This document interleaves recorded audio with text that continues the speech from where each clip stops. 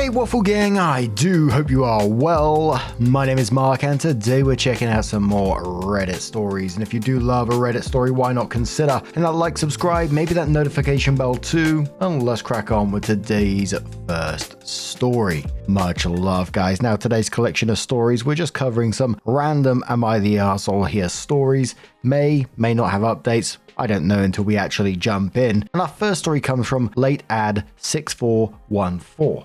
Titled, Am I the Arsehole Here for expecting my sister to plan my wedding for free and demoting her to guest when she wouldn't? I also told anyone who took her side was not helping them anymore either. My fiance and I have a small accounting office. We do pretty well on account of both of us being bilingual, English and Spanish for me and English and Ukrainian for him. About 10% of my business is family and friends of the family. I've taken barter for work more often than you can imagine. All above board and documented. My aunt paid in empanadas 1 year. My uncle had his mum make us a huge batch of tamales. Even my dad had been helping my fiance fix up his truck. I've had to pick him up more than once because my mum stuffs him and my dad gets him loaded on aguardiente. Pronunciations on this, I do apologize. Everyone we have ever traded with has provided fair exchange. I've done my sister's accounting since she started her wedding planning company. Obviously, she has nothing to trade, so I've been doing it for free. First to help her get started, and now because we just kind of fell into that rut. But now I'm getting married. I told everyone at dinner at my mum and dad's house. I asked her if she had planned my wedding and be my maid of honor. She said yes to maid of honor, but not to planning my wedding. I asked her why not, and she said I would need to pay for her services. That she can't do free stuff for family because she needs to make money at her job. She literally said it like I didn't know what a job was. So I talked to my fiance and then to my parents. I told my sister that she'd be getting an invitation but that she was no longer in the wedding party. I also gave her all her files for the year on a USB drive. I said she needed to take her business elsewhere. My mum and dad told her that I was right and they were disappointed that she wanted to make money off me after everything I did to help her. She went to social media to complain and a few people took her side, which is fair. I didn't expect everyone to see my point, but then a few started contacting me. I listened and then asked them if I should continue working for her for free. Most said no. A few said family helps family. If I did their taxes, I told them I was not doing them this year or in the future. They tried to backpedal, but I held strong. My sister says she won't come. I told her to RSVP no. She said she wasn't thinking when she said no. Not my problem. She has 2 months to get a new accountant. Absolutely wild. The sister was perfectly happy accepting years of free accounting while building her business. Now she had a chance to return the favor and she's like, no. Absolutely wild. I kind of like the way OP, what it came across in the post anyway, was pretty chill about it. Didn't throw a tantrum or anything like that. Just adjusted things accordingly. If the sister wants everything strictly business now, then that's fine. Business goes both ways. You can't spend years benefiting from someone's generosity and then act shocked when that generosity dries up after you refuse to return the favor. A commenter said to OP, quoting, a few said family helps family, and then said, they should be telling your sister this, not you, not the arsehole. Mysterious says, you missed an opportunity there. Your response should have been, oh, I'm sorry, I didn't realize we charged family. Don't worry, I'll calculate and send you the bill for all the years of service I provided for free. Not the arsehole. One more commenter says, that headline was pure rage bait. Had me leaping to the post ready to rip you a new one. You got me. But yeah, not the arsehole. Stand 10 toes down on this. Sister really should have taken you up on the opportunity to balance the ledgers, knowing you've been providing her free accounting work and tax preparation for years. A decade? Good on you for standing your ground. But now, I'm going to turn this one to you guys. What do you guys make of this situation? Let us know your thoughts down in the comments below, and let's have another story. This next one comes from Baby Bunny 3 from the Am I the Arsehole Here subreddit and says, Am I the arsehole here for refusing to use my income to pay back my fiance's debts to his family? My fiance and I have been together since we were teenagers, and his grandparents, who raised him, have never liked me. They spent years putting me down, calling me names, criticizing me, and generally treating me like I'm the problem in their family. For the last 7 years, I was a stay-at-home mum, raising our son while my fiance worked. During that time, my fiance got into a car accident after letting his insurance lapse, which led to around $20,000 in restitutions and costs. His parents helped him financially. Later, they also bought him a car after he promised he would pay them back. The car is completely in his name, not mine, and I was never involved in the agreement and was never asked to repay anything. Now I'm back to work, and his grandparents think I should use my income to pay them back for both the accident-related costs and the car. They say that because I stayed home instead of working, their grandson needed financial help and they're owed repayment from me too. The thing is, I never borrowed money from them, never promised repayment, and none of these debts are legally tied to me. My fiance made those choices. We mutually agreed that I would stay home and raise our son because if I were to go to work, it would have only covered daycare costs, and now I feel like I'm being blamed and financially punished for being a stay-at-home mum. Realistically, my entire first year of income would go towards paying his parents back instead of helping our household, our son, or our future. I do understand that the financial help indirectly benefited our family, so part of me feels guilty. But another part of me feels like they're unfairly targeting me instead of holding their grandson accountable. Am I the arsehole here for refusing to take responsibility for paying them back? Edit to add. Many people keep asking why I have a 7-year-old child and was a stay-at-home mum for all those years. There are 700 plus comments as I'm writing this edit, and I can't find all the comments asking that question, so here's the explanation for that. Our child is about to be 6. However, I got pregnant at 16 on birth control. Had a job at the time of getting pregnant, but was in and out of the hospital the entire pregnancy due to complications. There was a certain point where I couldn't work anymore during pregnancy, so I kind of view the pregnancy as also stay-at-home mum, and so really, it's almost 7 years. In October, our son started kindergarten this past August, and I immediately started applying to jobs. I'll say again, I couldn't work because all it would do was pay for daycare, and our child had been medically complex with tons of doctor's appointments that would have had to take him out of daycare for several times per week. So here's the timeline. October 19, pregnant at 16. June 20, baby is born at 17. July 20, baby is diagnosed with health conditions and several doctor's appointments needed weekly. Jump all the way to the car accident in July 23. All of us were in the car. We had no idea the car insurance had lapsed until the officer told us we didn't have car insurance. It had lapsed by a couple of days. October 23, restitution letter for $15,000 came in the mail. February 24, his grandparents bought him a 2020 car. He's in the comments telling people I told him to call them to buy the car. And while yes, I did do that, it's because they didn't want to keep driving us to our son's medical appointments 30 minutes out each way into the city and told us to go look at cars. The car was a wonderful deal, so I told him to call them to take a look at it. Jump to now, May 26. I'm a couple of weeks out from starting my new job, and I'm more than happy to, at the very least, split the household bills. The entire problem and why I made this post was because I was told that the entirety of my checks were to go to his family. And I don't know, call me a bitch or anything you want, but I'm not down with that. One other question I'd like to address in this edit is people asking why I didn't try to work from home. I applied to many online jobs, but as many know, online work from home jobs are highly sought after, and I never got a call back from anyone. I couldn't do walking dogs because I'm a wheelchair user, and that just wouldn't work. I gotta be honest, they all sound pretty awful in this situation, and the fiancé sounds like a big part of the problem. Grandparents are awful, but he's standing there letting them frame the mother of his child as some freeloading burden instead of shutting it down immediately. And if he's entertaining the idea that her entire paycheck should be going to debts that he created, fucking huge red flag, right? And the grandparents seem to be acting like she sat at home doing nothing while their grandson worked himself to death, when the reality was she was raising their, what sounds like medically complex great-grandchild full-time from age 17 while also being a wheelchair user. That is work. You don't just get to volunteer someone else's future paychecks because you resent that she was a stay-at-home mum. But a commenter says to OP, not the arsehole, yeah, no. The onus is on your fiancé for repay and having that conversation. I'm genuinely confused how you're somehow supposed to be paying them back. How is that thought allowed to make it to an ask? You're not even married. I would tread carefully, especially based on your described treatment. Your fiancé failing to honor his debts and loans which were created without your consult/input belonged to him. Letting his insurance lapse, which in turn created a large debt that directly impacts your child's livelihood, is fucking crazy.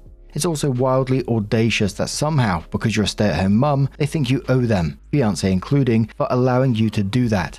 This has bad news written all over it. Please reassess overall. Birdie says do not marry this man. Financial problems are one of, if not the number one at this point, leading causes for divorce. You cannot reason your way out of problems that someone who is irresponsible and financially illiterate makes unless they actually take steps to fix their behavior. Him trying to use your income to fix his debts is not actually fixing the behavior. It'll only enable more bad behavior because he doesn't have to deal with any of the consequences. His family is enabling that as well, which makes it very clear as to how he could do something as idiotic as letting his car insurance lapse. And there was just a whole ton of comments to OP just saying, don't marry this guy basically. But what are your thoughts on this one? Let us know and let's have another story. Now, our next story comes from Technicolor Reindeer, who says, am I the arsehole here for hiring professional cleaners to prove my mum was a spite cleaner? This is from a few years ago. It has come up in arguments lately, so I figured I'd get some outside opinions. My mum is what you might call a spite cleaner. She uses cleaning as a tool to control and nag and whine and whatnot. My siblings and I bore the brunt of it. Often she delegated cleaning to a Saturday or Sunday, which we called Hell Day. She would usually go out to buy food for the week and errands and leave us to it, and it seemed no matter how much cleaning we did, she was never happy with the result, and the day would end with all of us arguing and upset. Sometimes we would barely do any cleaning since the end result was the same, her complaining. Venting to each other outside the house one day, my siblings and I decided to prove she was just complaining for the sake of complaining. We set up a GoFundMe to raise funds to pay our local house cleaning company, posing it as something along the lines of, help us get a professional house cleaning to surprise our mum. And we were able to raise a few $100s, mostly from family and friends, who knew our situation, which covered the cost, and a nice big tip for the cleaners from what was left. So for one cleaning weekend when our mum had shopping plus getting the car looked at, we scheduled our local cleaners to arrive. They were two very nice women who proceeded to clean the house till it was sparkling. We chatted a bit with them while they were working. One of the ladies had almost 20 years experience cleaning homes, the other 8. With their consent, we filmed some clips of them cleaning, saying it was to surprise our mum. So mum gets home with our uncle who was coming to dinner, and she's barely in the door. She's already started complaining about our usual subpar cleaning. Either my brother didn't clean the surfaces well enough, or that my sister didn't sweep one spot. These were repetitive complaints she often said. Long story short, we show her the footage. Her face gets red and she proceeds to scream at us from embarrassing her in front of her brother. How dare we hire cleaners and have strangers in the house, blah blah. We argue back that this proves she just weaponizes cleaning. It's been a few years since then. After the big blow up, she just did most cleaning herself. She never admitted to weaponizing it. It came up again recently as us tricking her, and I don't think we did anything wrong. Am I the arsehole? Now, there was no hint of ages within the post, but honestly, I don't blame them because the saddest part is, it sounds like they were trying. If I had kids, even older teens who were making the effort to clean, I would try to encourage that, be proud of that. Instead, she turned it into a day which was something awful, and it was so bad that they called it Hell Day. So I really don't blame them for getting fed up with it, getting fed up with the constant criticism, the yelling, no matter how much effort they put in. Of course you're going to stop caring. Why would you bother when the outcome is always the same? And in the end, the professional cleaners just exposed what the real issue was. A commenter said to OP, this is a fun story, not the arsehole. This would have ended one of two ways. Proof that you and your siblings didn't clean good enough. Proof that your mum simply complained for the sake of complaining. The embarrassment she felt was well deserved. The commenter says, you didn't trick her, you exposed her. Sometimes it's never good enough. Did anything else come from it? Did she tell her friends or other family members how terrible her kids were for doing it? Not the arsehole. It sounded like some of them were contributing to the GoFundMe. One more commenter says, so here's the thing about mentally compromised and emotionally immature parents, or bosses, or mates, or anyone really. You'll never get a satisfying win. They cannot. It will cause them a perceived collapse of self, and their brains cannot allow them to experience that. So get yourselves to therapy and get a different place to live. Generational abuse has gone on long enough, and I'm sure this is the tip of an iceberg. What do you guys make of that one? Let us know your thoughts, and let's have another story. This next one comes from Chaotic Darlin from the Am I the Arsehole subreddit. And it says, am I the arsehole for requiring my sister to reimburse me and for telling my family not to give her money to do so? For context, my female 25 older sister, female 29, we call her Mary, is currently unemployed, although she has a part-time job at her son's school during the school year, and she lives with her older aunt rent-free. The few bills that are under her name, like her phone bill, are paid by my parents. My nephew's father, male 31, call him Jacob, also has full custody and pays all the expenses related to their son.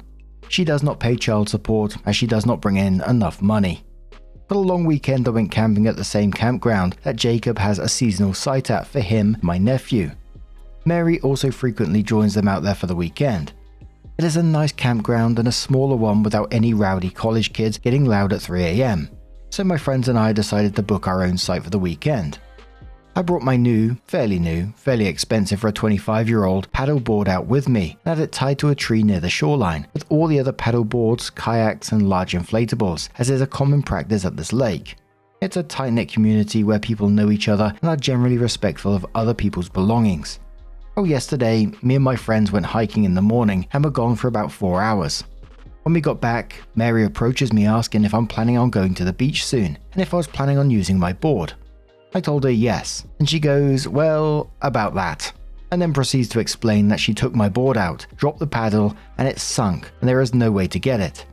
Although she had the handle of it, so my best guess is that, since she was shorter than me and the paddle was adjustable, she had changed the height and failed to properly lock the handle back into place, so it slipped out. I asked why she took the board without my permission, and she explained that she came to our site to ask, but we weren't there, so just assumed it was fine and did it anyway. I asked if she would let her 8-year-old son take someone else's property without asking, and if not, why didn't she hold herself to that same standard, and was met with a blank stare. At this point, she offered to buy me a new paddle as a Christmas gift, and I replied that I would order a replacement paddle from the company and tell her how much it costs, and that she should expect it to be around $70. But I wasn't sure yet as I couldn't look it up right away, and I expect her to pay me back when she's working her part-time job again. I might be the arsehole simply for that, but I also took it a step beyond and contacted our parents and the other aunt that she lives with and asked that they not give her any money for this purpose, as I want the reimbursement to come from her, not from them, and that I was fine waiting a month for the money, but I wanted her to be the one facing this consequence. But now she's acting like I'm being intentionally cruel, and I'm starting to feel like I went too far. Did I? Hope he has like kind of update as such in a second. Now, I understand why OP wanted the money to come directly from the sister and not yet another family bailout, especially when it sounds like everyone constantly, cushions her from the consequences. But at the end of the day, once the paddleboard gets reimbursed, you can't really control whether another relative hands her the cash for it. I get where OP's coming from totally, but the bigger issue is that this 29 or 30-year-old, whatever it was, took someone else's expensive property without permission, damaged it, and then acted like replacing it eventually as a Christmas gift was acceptable in the first place. Bloody wild mindset. A commenter says, everyone sucks. Your sister sucks for obvious reasons. You suck because you can't really tell people what to do with their money. You can express your preferences, but in the end, telling them they can't is shitty. OP replied saying, I don't disagree, but I'd like to point out again that I didn't tell them they couldn't. I requested that they don't because I don't mind waiting until she's back at her job to be repaid. Obviously I have no control there. I just still think I may have overstepped by even asking that of them. Another commenter says, not the arsehole, but I don't think your relatives will listen to you if they're used to giving your sister money and she asks them for help. I'll just take the money and be happy the situation is over. She's not going to take anything useful from the situation if someone does bail her out because she'll have no incentive to improve. Since that's not something you can control, I'd put it out of my mind and move on with my life if I were you. One more commenter says, not the arsehole for expecting your sister to replace your equipment. When someone borrows something and damages it, it is their responsibility to make the owner of the equipment whole. The above said, I'm assuming you must be feeling your sister is being coddled by others in the family. Contacting them to let them know you're willing to wait for the money she owes you for the replacement is okay, but honestly, you can't control what they choose to do, right or wrong. So OP comes back into the post and says, update, I guess. Thank you everyone for your input. I've read every comment and done my best to internalize each one, although admittedly there are a few that I'm still struggling to understand. As an autistic person, there are things I struggle with, always have, and work every day to improve. One of those things, for example, is that I tend to see the world in a very black and white way, right or wrong, and I tend to hyperfixate on what I feel is the right solution to a conflict. In this case, my sister paying me back with her money rather than someone else's, and I realized through reading the comments that this was more of a grey area. I was holding my sister to standards I set for myself, and that wasn't fair. I also definitely overstepped as, again, many of you pointed out, it's not really my business where the money comes from. I've already reached out and apologized to my family for that overstep. I also recognize what a lot of you were saying about me trying to parent my sister and teach her a lesson, and how it's not my job or my responsibility. And again, you guys were right. Another thing I struggle with is context and tone. I provided the context I did regarding her financial and housing situation with the intention of showing my thought process on expecting her to pay me back. And by that I mean that my primary considerations were if it were to impact her ability to have stable housing, food on the table, care for her son, or pay her bills. I recognize that the impact of my tone was pretentious and judgmental, which matters more than my intention, and I apologize for that. Basically, in the end, I'm going to still expect her to pay me back for the paddle. Whatever I end up paying, up to a maximum of the cost of replacing the exact paddle she lost. I'm looking online for a second-hand paddles to hopefully get something cheaper because unfortunately $70, closer to $60 actually, I had a chance to look online, but you get my points I hope. It's not a cost I can just casually toss around without it having an impact on my budget for the month. Anyways, again, thank you all for your input. I hope to use this as a learning experience to help me improve my reactions in the future. Thank you. Again, what do you guys make of this story? And let's have another one. Our next one comes from Skinny Perfection from the Am I the Arsehole subreddit and says, am I the arsehole for being unsupportive of my friend's career change? It starts, 216k in loans plus interest to be an actor. Yes, you read that right. Background, my friend has a bachelor's degree in health information management. She quit her 70k job last month and took out loans to go to a private school for acting that cost 54k a year. The argument. When she first told me this, I burst out laughing because I thought she was joking. She then went into detail showing me the school, some of the school events she attended already, and some people she's met she's also going to school. I then realized she was very serious and I got extremely upset. I said, are you aware that you still live at home with your mum who is a single parent of 3? As the older daughter, instead of moving out and lightening her financial burden, you just quit your 70k job to pursue a 4-year degree in drama that in total will cost you 216k. Keep in mind I'm being nice because she took out a loan, therefore it will cost over 216k, being that it accrue interest. OB says, what you're doing is extremely selfish. You went from making 50k last year to 70k this year. You're finally progressing in your field and finally making enough to manage on your own, and now you're dropping this bomb on your mother's lap. You're 27 and just quit your job to freeload on your mother, who is a janitor, for another 4 years so you can pursue acting. Acting is not a lucrative field. It's not about a degree. It's about who you know in that industry. Why don't you get your old job back, network, and pursue this on the side as a hobby until it hits off? She was very upset by my response and called me unsupportive, negative, and wish she never told me and stormed off. We haven't spoken in 2 days. I just think what she's doing is wrong and selfish. In this economy, you quit your 70k job to pursue acting, asking your very poor mum to financially support you for the next 4 years. What? Maybe the way I said it, I could have said it more nicely. I was just in total shock. Being that she's older than me, I would assume that she'd be more smarter in regard to finances. But she's gambling her entire life. Do I think that the way OP said it was pretty brutal? Probably yes, but it came across less like cruelty and more like a panic response you have when you've seen a friend making a potentially life-altering mistake. There's a huge amount of debt to take on. It was almost like they were trying to shock her into realizing the scale of what she was doing, because quitting a stable 70k job, staying dependent on an already struggling parent, and taking on 200k plus in debt for an acting school is not some small, impulsive decision. I can understand why OP reacted emotionally, even if the delivery could have been gentler. But even if OP was gentler, would it have got the message across? Because if I think if a friend came up to me and told me they were doing this, I'd be equally as shocked and really concerned at the same time. And don't get me wrong, I'd want to support any friend who is chasing their dreams, but come on, it has to be really thought through.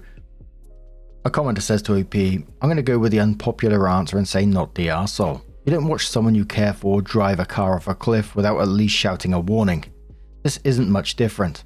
The better part of $250,000 to get a start as a potential actor at 27. That's a ridiculous life choice. It's her choice. Yeah, if she's paying the bills. She's not, and the chances are that she'll never be able to. Speaking the truth to stupid is hard, but necessary. And who among us hasn't had a friend do something stupid now and then? I've done it, and I've had friends who pulled me back from the brink on a few of my dumber decisions. I'm thankful for them. Commenter says, not the arsehole. Sometimes people need a slap of reality in the face. She certainly did. She could have pursued her love of acting as a side gig in local theatre productions while bringing in some cash to support herself and to help her mother out. I hope that her employment-relevant technical skills don't atrophy while she's pursuing this dream of hers, because I suspect she'll be needing to use those skills in the near future. A commenter says, everyone sucks here. You're a friend, not their financial advisor, not their mum, and not their partner. Is it a stupid move? Probably, but maybe it works out for her. Always give your friends the truth, but don't shit on them when they make decisions you don't agree with. You're trying to solve problems that aren't your problems. Sometimes people need to learn on their own, and it keeps you from looking like a giant arsehole. Another commenter says you're the arsehole.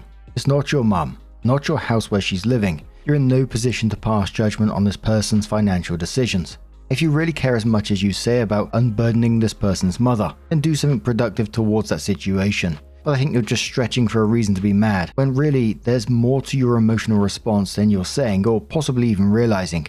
Take a look at why this makes you feel the way it does.